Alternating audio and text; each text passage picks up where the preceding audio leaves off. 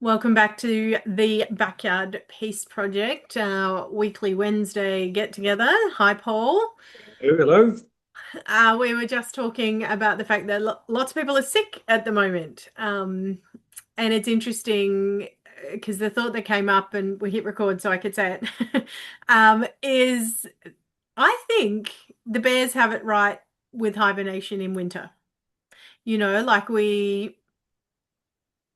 are we meant to be living a more cyclical life in lots of ways? And lots of people get sick in winter, and yes, it's cold, but cold in and of itself doesn't cause you to get sick, right? Like it's a nervous system that is dealing with too many pieces. Our immune system is incredibly articulate. It has incredible capacity to keep us well.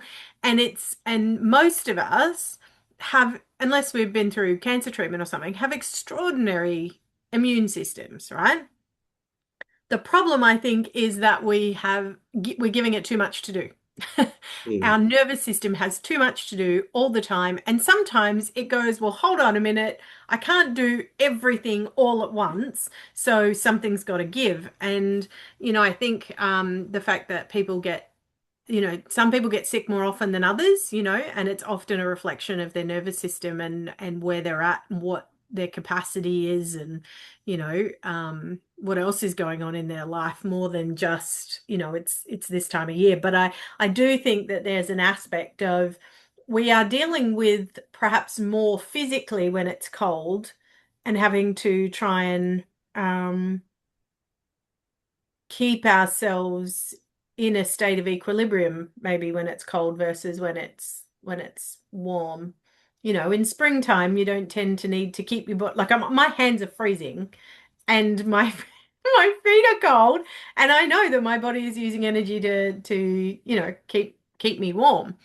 Um, yeah, so I just thought that was an interesting aside. Certainly not the topic of today's talk, but Yeah, it's interesting though because not only that, like I do ice baths quite a bit, and people go, "Oh, you catch a cold," and it's like, no, not really. It boosts your immune system because you're actually, and this is the thing going into your topic there is we have too much clothing or too much heating and air conditioning, especially in the winter, everything gets closed up. And so your body doesn't know how to regulate what's losing touch of regulating itself. So then your immune system, like you said, you're using more energy, rather than finding an equal sort of space where it's hot and cold gets that balance in there.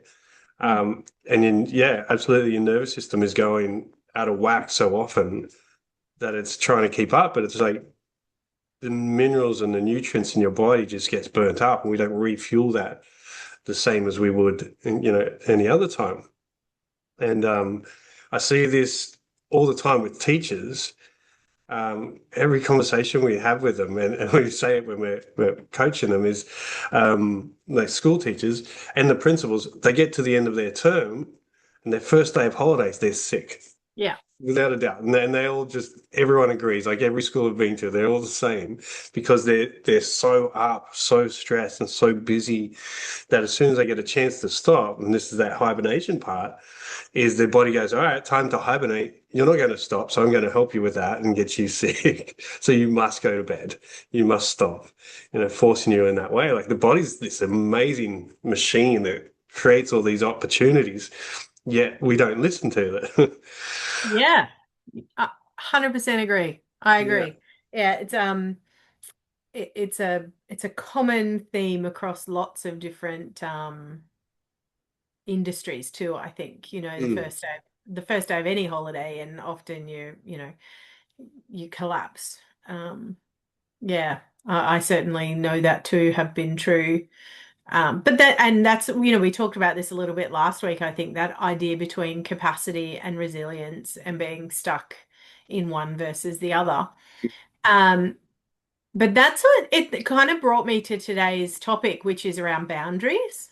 and the word boundaries has been kind of thrown around a lot, and we talk about holding boundaries or having boundaries or, you know, all of those sorts of things. And I don't think a lot of people actually really, understand boundaries and what it's actually about.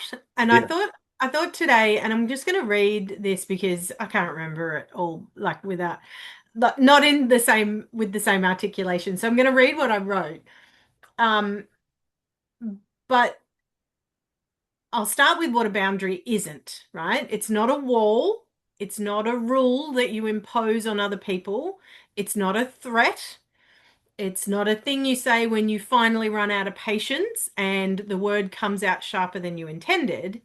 A boundary is an accurate statement of your own capacity.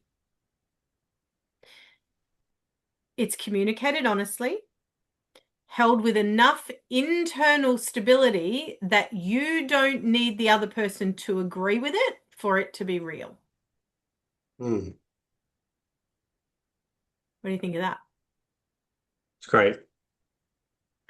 It just, It goes deeper, like within that self-talk, because it's just in the last few months I've been setting boundaries for myself, and what I've found is the boundary isn't, yeah, as you said, it's not the thing, it's what you value, and you need to value you and your time because that's all you get. You yeah, can make more money, you can make more food, you can make more things, but time is not your, like, every second counts, every minute counts. And if you're spending your time, depending how you're spending your time, it throws out the capacity to value yourself and what you do. And so a big part of the topics I talk on is around time, value.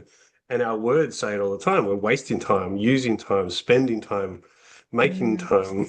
You know, it's all about the time, and how you use that is how you set the boundaries of utilizing your life. And I've found through working in multiple levels of capacity of work, I suppose, and balancing it out with self and family, is needing to structure my time.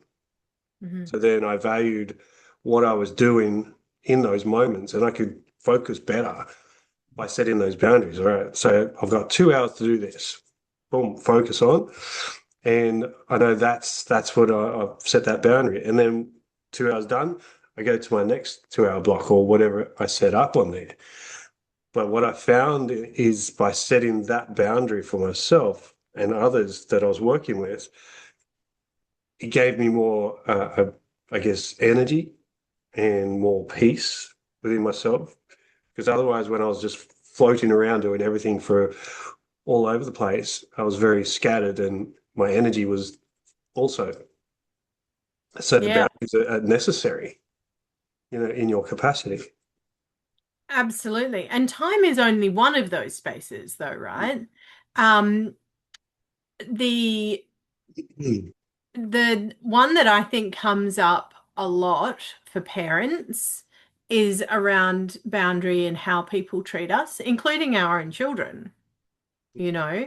Um, it's um it's actually, I see people, they'll write things on a Facebook group around, my child hits me. How do I hold space for that? Or, my husband's doing such and such a behavior or whatever. And I'm mostly on mum groups, so I'm not seeing dads talk about these things, and I'm sure it happens. But my husband does this behavior. What do I do? Like, what do I do? What? And I think one of the pieces around that is, having boundaries around the way other people treat you, as well as how you know, allow you for your time and all sorts of other pieces. What you say yes to. I've long held the belief that you teach people how to treat you by the boundaries that you hold. And sometimes we're not very good at holding those boundaries because we think that, uh,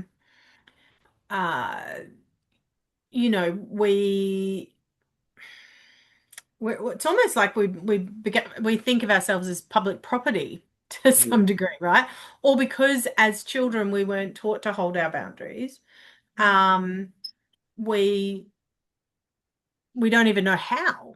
We start saying yes to things, or we're so afraid of being alone. And it's interesting. I'm working through this with my youngest daughter at the moment, who has been with her boyfriend for about a bit over a year, and she didn't feel that it was the right.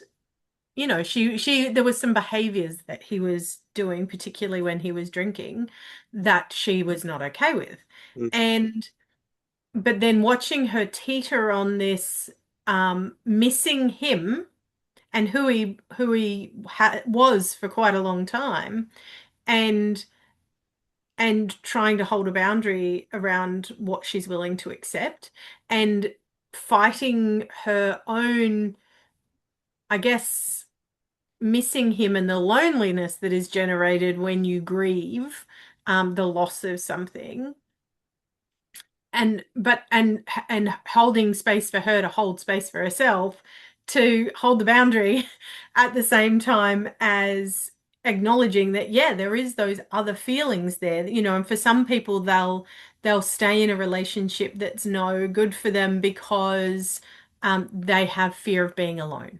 They don't want to be alone, or they think they'll never find love again, or I'm old now, who will want me, or like there's all sorts of things that stop us from holding a boundary, when the boundary is actually good for us.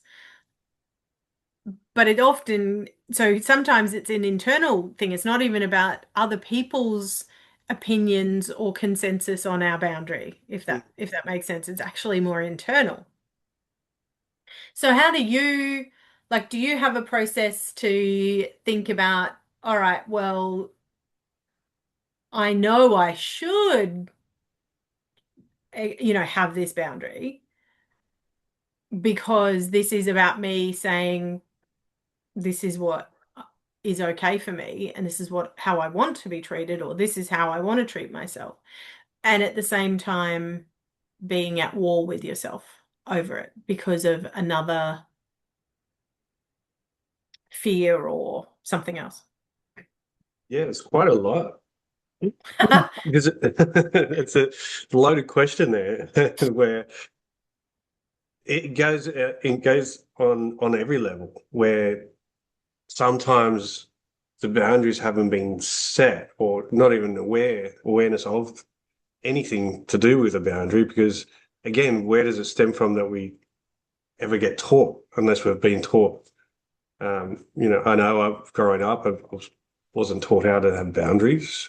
Let's just do free for all, and that's life. And it's not until you start hitting walls or challenges that you start to assess things, I suppose.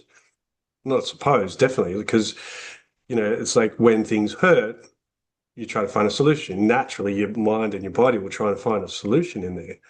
So the boundaries don't come until something's so painful that you're like, oh, hang on a minute, that's not right. And some people just put up with the pain forever or for too long that they forget that there's actually a boundary necessary. Um, and I think it's just a self-growth process of understanding your pain points, and that's physically, emotionally, mentally, what you go through in different stages in your life of learning, because it's not going to be the same boundary forever as well. Because as you grow and you learn, you understand yourself more, then going back to what I was saying before, is like you value changes because you start to believe in yourself. You get confident in what you do and what you say and how you show up in the world. I'm not saying that everyone goes through that, but if you work at it long enough, you will find space for the boundaries because you learn that you are valuable and you matter. because the rest of the time we're just general across the board, like any, and you'd see it too, like anyone we coach or anyone we've worked with, even I know for myself, you feel like you're not good enough or you're not worthy or all these things. So why would you have a boundary? Just Yeah. say yes so you can feel connected. Say yes so you can be in community. Um, so you people please. And where does Mm, that come from? You know, there's so 100%. many sort of elements in that space. It's like society, home, schooling, friendships, relationships, um, and then you learn about yourself later Mm. because you're taking on board everyone else around you as you grow up, right? Yeah, totally. I think one of the things that I came away from the experience, well, what I shared with her because I thought it was actually important. She was talking about, wanting to, she'd written some letters because she didn't feel like she could articulate what she wanted in person.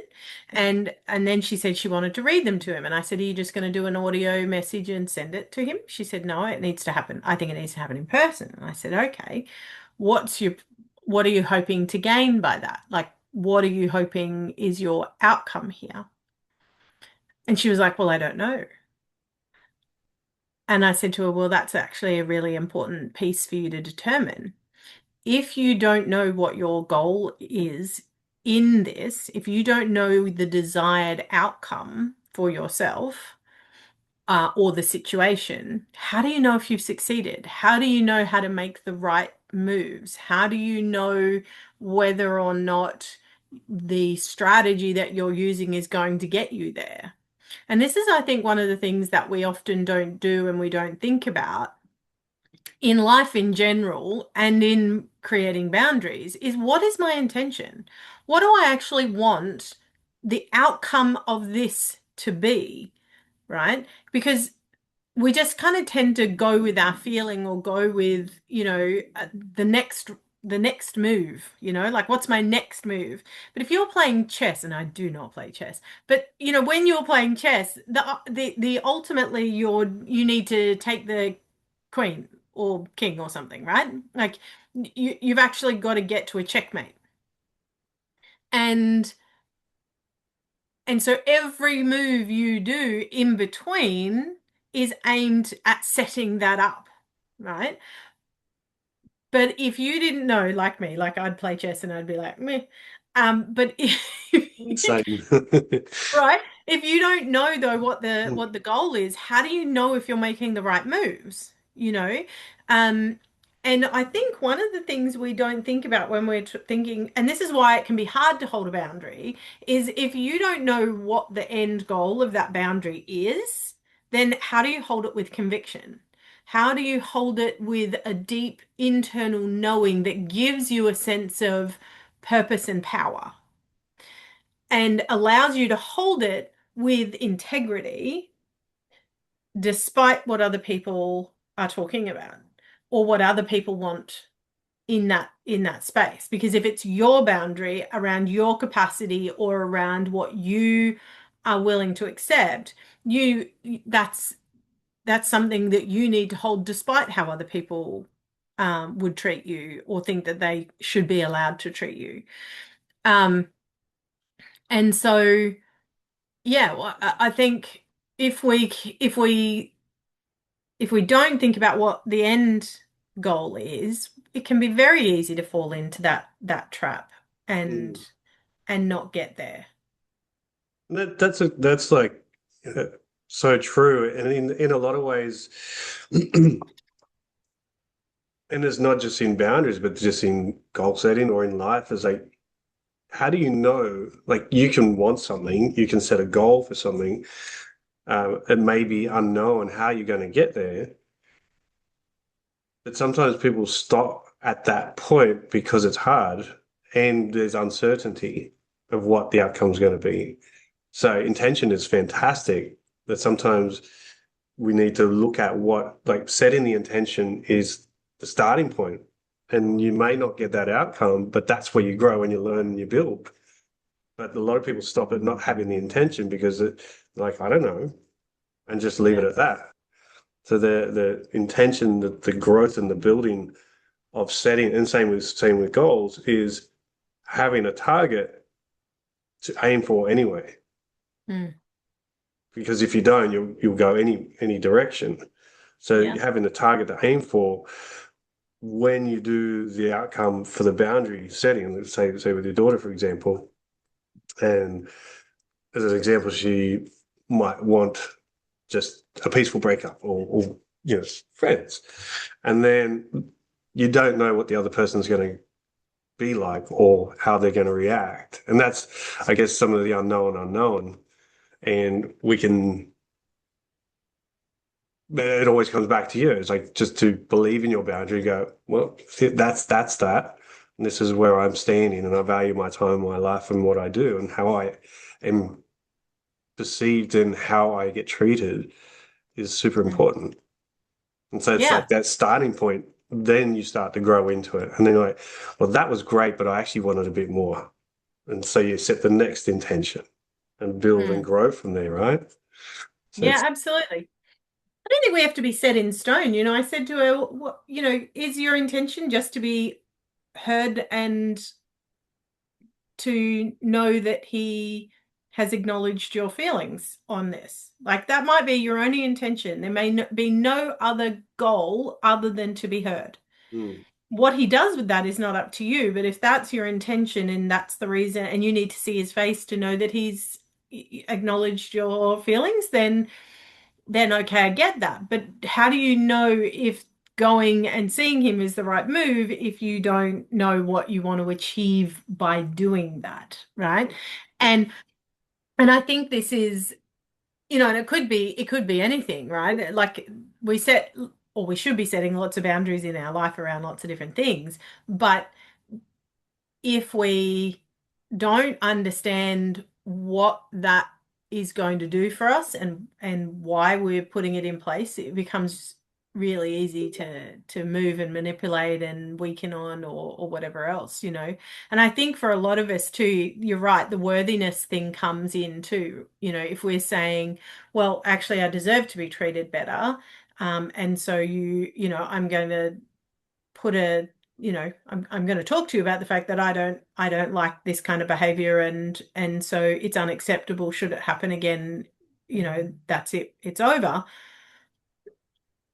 um then but then, if we don't understand that, or if we don't actually connect with the idea of being worthy, the next time it happens, fear will creep in, doubt will creep in, or maybe I'm not worthy of that because they haven't done that, they didn't honor what I asked of them, they haven't taken me seriously, or whatever else.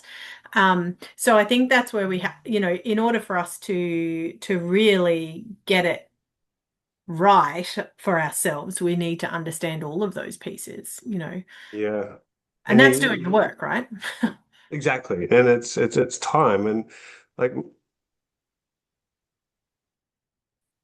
and it happens at every stage because there's things that have been happening with my kids. Now and this is at school, so they're in year three and year two. Yeah. So it's like the start of school when this stuff is happening, where there's kids that have been bullies or calling them names, and they're coming back feeling that way because they're like, oh, that person said I am, so I must be. Mm. Must be silly, I must be stupid, or things like that. And then working with the kids, as best we can, is trying to help them to understand. Is like the other kids, the iceberg thing. The kids are coming to school with behaviors, learned behaviors from either siblings or parents, or they're not getting the attention, so they find a way to get attention. And it might be calling people names, it might be hitting, it might be, all sorts of different things. There's one with my son particularly. He's just turned 9, and they seem to be the boys are getting to this. It's like testosterone age. They're starting to fight a little bit, but they're still young in how they come across because it's like very petty sort of stuff, but it Of means a lot to them. And oh, this course. this person keeps hitting me, but then they tell me I'm the teacher, and then I get in trouble. Um, those sorts of things. And then I feel like I'm always going to get in trouble, even if I want to help. Um, so where does that go? And in their belief system, it was like trying to help my son to understand how someone else might be coming in with an attitude or behavior, and it may not be directly at you. Because you know you're not stupid, you are clever, and you can do this, this, and this. It's like helping them to reframe themselves, I suppose. Trying to do it as early as possible. Yeah. Again, we can't control other people and their behaviors Yeah. ever. I think that's one of the things that my dad did actually do quite well. He taught me that I get to choose.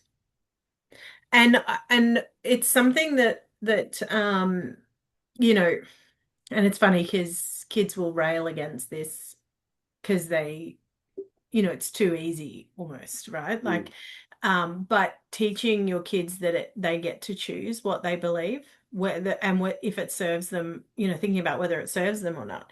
If Jimmy says that um you're stupid, does it serve you to believe that? Is it mm, is that do you want to choose to believe him? Because you get to choose. You can choose to believe him, or you can actually choose to believe that um, or choose to know that it's actually not that way, that you are smart. What you choose is entirely within your capacity, um, but you're choosing one way or another.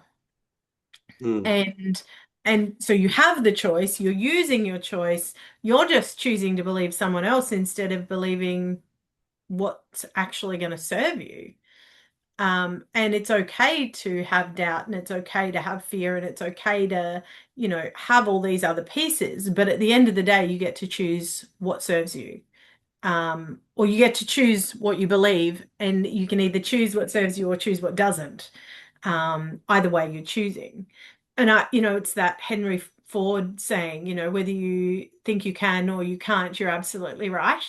Yeah, And I grew up on that one, right? And I think that was one of the greatest gifts I received in my upbringing was that, you know, whether I think I can or I can't, I'm right. And so I might as well believe I can if I actually want it, yeah. like, and so yeah, we can teach our kids that. The older they get, the more they'll rail against it for a time Mm. before they come back. Those teenage years is a time of going, oh, mum, you don't know, or whatever. Um, and that starts earlier and earlier. I think, in our current, given what a lot of kids are exposed to as well. I think that You know. started already with my daughter at 7. Good luck Yes. for the teenage years. Yeah. And look, it depends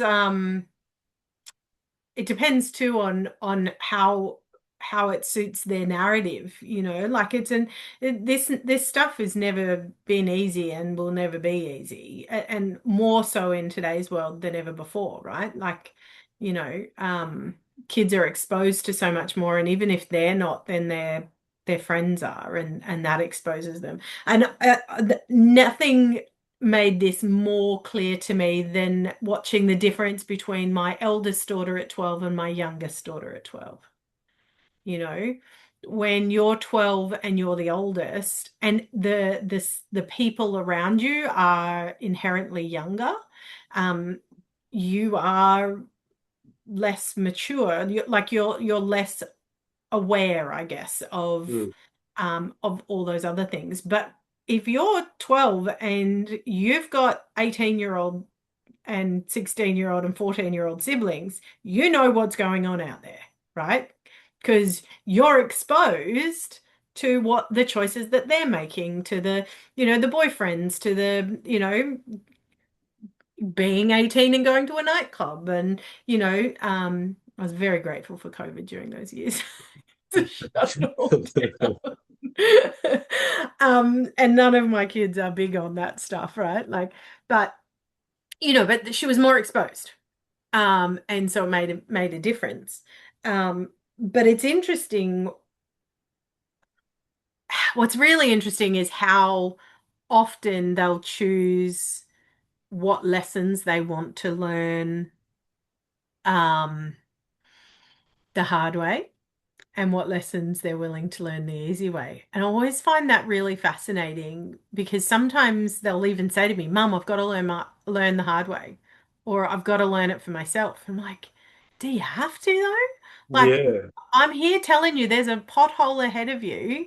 You could avoid the pothole if you hear me or choose to listen, but you actually want to go in the pothole and have to replace your tire? Like, is that really a lesson you need to do yourself, Yeah. like um and interestingly we had that conversation a couple of weeks ago and I actually gave her that analogy because she was fighting back on some of the information several of her sisters and myself were trying to share with her, and I said to her, we are really just trying to help you see the pothole.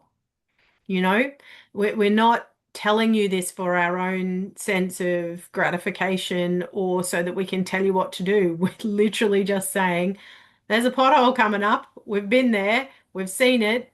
It destroyed tires. We want to help you not have that same experience. Like, why? Um, and she had to think about it. She actually had to think about the fact that she was refusing to learn about the pothole, like, what was her purpose in doing that? Why did she need to learn the hard way on that? And so I think sometimes we overcomplicate things, we don't make them simple enough to, I think analogies help a lot, Yeah. But but that's across the board, really, isn't it? It's just in life. Because think about the hard things you've been through. How have they helped? And this is just like, again, just opens up a whole nother beehive opportunities here. It goes into early blank. That's where it goes. Goes in the blank. yeah, Yep. yeah, I live in that world some days. I think it's when you start to look at those moments of challenge and how they've strengthened you. Not everything is worthy of giving you a lesson. It's just a shit time, Yeah, a moment, and a lot of things you have no idea what they're actually there trying to teach you, or as we say, we have to learn the hard way or learn the easy way. We don't really know which way is what if we've never done it before as well. yeah, Again, having siblings, having parents, having friends that have been through some challenges can give you advice. And again, it's you get to choose. You take it yeah. on board or not. I love that. You choose. I'm going to use that one. I'm going to borrow that. um, Good. it's a great opportunity on so many levels. Like, I just put it into an example. Um, Love mountain biking, and my son's now into mountain biking, and so we've going to do some downhill stuff and doing some bigger hills and bigger hills. And he's like, I can't do that. I can't do that. It's too big. It's like, just go a little bit, a little bit, a little bit. And then next minute, he's like flying down the biggest hill, grin on his chin and having a great time. But it's like learning those little steps as you go. Same, Yeah, same with the boundaries. It's like you set the boundary, learn a bit, set the next boundary, learn a bit, set the next boundary. Because as you go and as you grow, you get to understand, oh, touching that hot pan, it burns. Going through that pothole, yeah, I blew out my tire. Okay, so now I know to avoid those things and do different experiences. Because sometimes you'd think our human minds would connect across, like as animals do. They learn, they get born and they know how to walk, yeah, know how to fly, things like yeah. that, because it's innate in their DNA. But humans are just a whole nother machine, super intelligent in moments, but then to pass on our information, it's like we have to relearn every lifetime or every person to a Well, degree. there is some, generational trauma and other pieces that are passed down. Mm, But what I think is happening in the system is that instead of using that to do better, we use it to guard, more intensely. Yeah. And so the programming seems to, and maybe it's also part of our culture and what's happening at the moment in terms of how we facilitate individualism and learning and, the way we push um, everybody into the same box and the same mold, and we train them for industrialized, Yeah. stuff. And I think that's one of the pieces that is, um, I think can be really hard when you're trying to teach against that and teach differently. Like I know, like I've done those younger years with my children, and I'm on to my grandbaby, and I say things to her that I was so overwhelmed during motherhood and those early years that I probably didn't say to my kids. And this is one of the reasons why having two parents in a situation can make a difference, because I know that my mum didn't give me a lot of this stuff. She was in it every day, but my dad would come in from his, reasonably fresh perspective and say things, Um, but I know with my granddaughter, if she says to me, I can't, I say to her, you can, you just don't know how yet, right? This is, you just, there are things that I currently don't know how to do. There are things that I don't care to learn how to do, Yeah. like drawing. I don't care to learn that, and that's okay. One day I might. Right now I don't. So it's not on my priority list, but there are absolutely pieces that we can learn to do if we choose to learn to do them. And that comes from desire. And boundaries, I think, are the same, because if boundaries are a choice, and if they're not something we've done before, it's not that we can't set a boundary, we just don't know how, and we don't have a history of it that supports it being easeful, if that Yeah. makes sense. And I think Um, with yeah. that is like how do we know that we have to set a boundary? And like I guess the most basic way is to, if it feels good by having the boundary there, or if it feels good by you having an outcome, Mm, then great, do more of that, because your body's going to give you signals, right? So it's like yeah. listening to your body. Your body has all the answers you need. If it's painful, if it's restrictive, if it's uh, emotionally heavy, then do less or get Yeah. rid of it completely. And that goes with people in your life, it goes with food, it goes with movement, it goes with sleep, it goes with work. Yeah. Using that baseline, if it feels good, do more of it. If it doesn't feel good, do less or get rid of it. If we can use that simplicity into boundary setting for everything in your life, what work you want to do, what person you want to be with, what time you want to spend, and how you want to spend it, then you fine tune those boundaries with a bit more clarity. Because if we're consciously trying to figure it out, if we are not sure, then listen to your body. It'll give you signals. Yeah, 100%. I think it's almost like, think of it like, when you're a kid and you're learning how to do 10-pin bowling and they put the guardrails up, right? It's almost like your end goal is obviously to get the ball to the other end and to knock down as many pins as you can. The guardrails feel like boundaries to help make sure you end up there.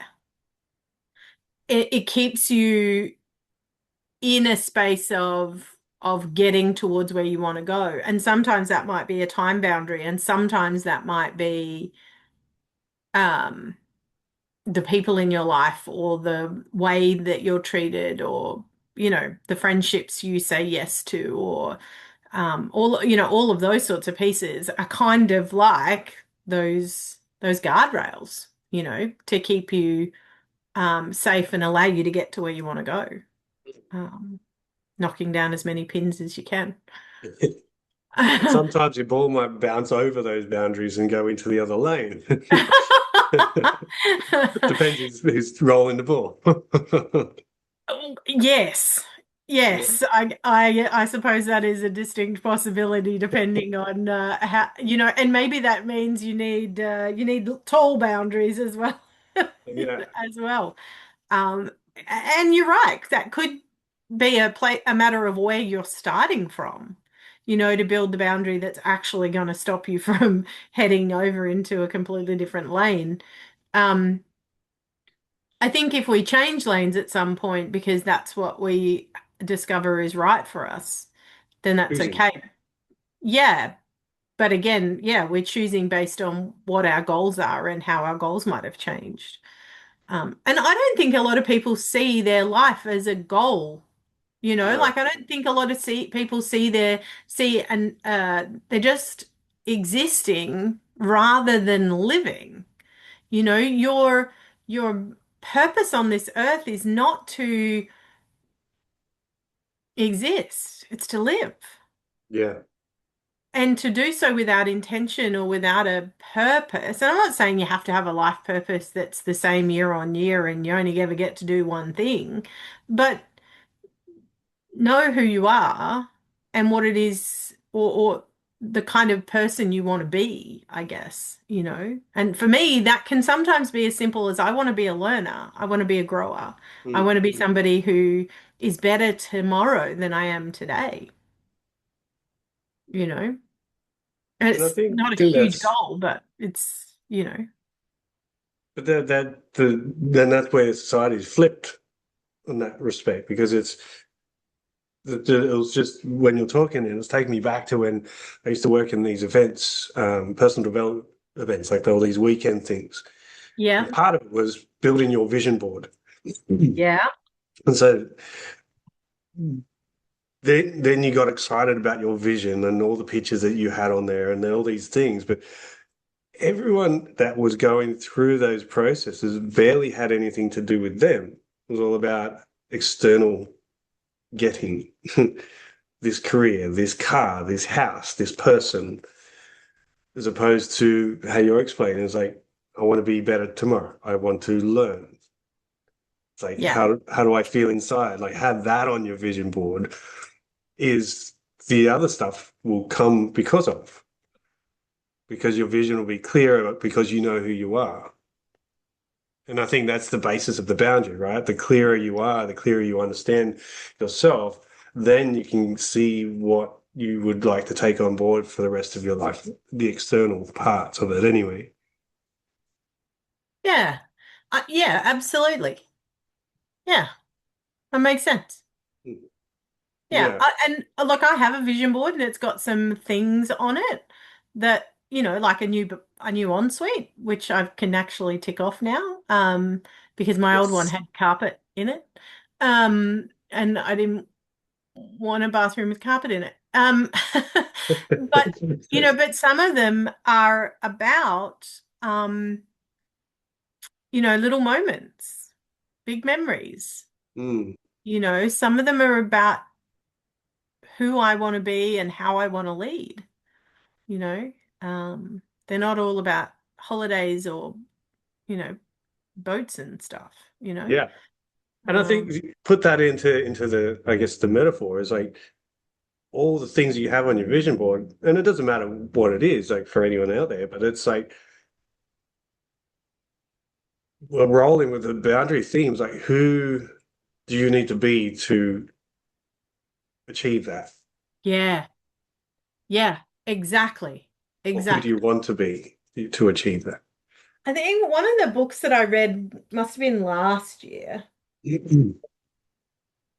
even the year before, actually. It was talking about, and I can't remember which one it is now, but it was talking about if you don't have yet what you want to have, it's because you're not the person who can handle having that yet. If a person who wins the lottery isn't necessarily a person who's good with money. Yeah. So often people who win the lottery end up losing all their money very quickly because they're actually not good with money. So when you're a person who is good with money, that's maybe when money begins to, enter your space. Maybe when you are good at relationships or good in relationship, that's when the right person comes into your world. Or, you know, when you have moved forward enough to be a leader is when you find leadership roles. Mm. It's not just a natural progression based on time. Sometimes we need to, I remember thinking when I read it, you know, I'm not the business owner who has the capacity to lead a multi-site enterprise yet. I don't know enough. So I needed to go learn some more things in order to grow into that leader, you know? Um, yeah. So sometimes we're not where we want to be because we haven't learned what we need to learn yet or shifted into that person yet. Yeah. And again, it comes back down to your belief system, right? Because a big emphasis is on who are you when you get a lot of money? Who are you when you get a good relationship? Or who do you have to be? And then the opposite is also true, is like you're not worthy, you're not good enough, you don't get money. You're not worthy, you're not good enough, you don't get that ideal relationship. Because it's the internal dialogue which increases your energy and your output of going into attracting different Yeah. things into your life. Yeah. Yeah. I'm finding more and more, the more ease you can bring into your nervous system and your focus and your free flow, then things tend to flow better Mm. than must do, must push, must shove, must create, must burn out, must break down the walls to get to these things. Yes, we need to work a lot of things to get there, yet your thoughts, your energy, and your motion matters Mm. more. Because if Yeah. you're going for making that, you win that lotto, you've got all the money, your resistance or restriction in there, your thermometer will go, all right, time to turn off. Let's spend all the money. Yeah. Buy the car and you're broken within a year of having a few Yeah. million, Yeah. you know. Yeah. And that's same with a relationship. There'll be a time where you hit a peaking point, and this is not just those two items. It's like No. anything in your life. Recognize your cycles when you peak and you're at your best and you're like, yes, yes, yes, yes, yes, something happens, there might be a fear, unconscious fear that'll pull you back, put you back into safety. Yeah. And you see it all the time with people pushing towards goals, wanting to create things that they've never had before. The vision board. Like, oh, I Mm. want that house, I want that car, I want that perfect body and that smile. It was like, yet there's a restriction that goes at an unconscious level that restricts us from pushing past that place that we've ever been before. Mm. And we go back into the loop. We go into the Yeah. doubt, or we just go into ease and we're like, oh, we're safe, we're away from the fire. And then we get excited, we want to do more, we want to do more, more, more, more, more. And then we're up there and we're like, yes, we're inspired, we're great. And then you get too close to the fire again, like, oh, safe, let's get back away from the fire. And we have a Yeah. few different analogies in there, but it's the unconscious beliefs that have been set up is where the mini boundaries will build that muscle.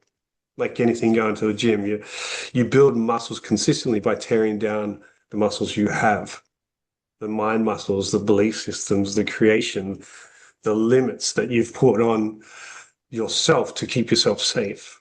And Yeah. yet when you push that boundary and challenge those muscles and challenge, sometimes it's hard and our minds go, oh, we don't like hard.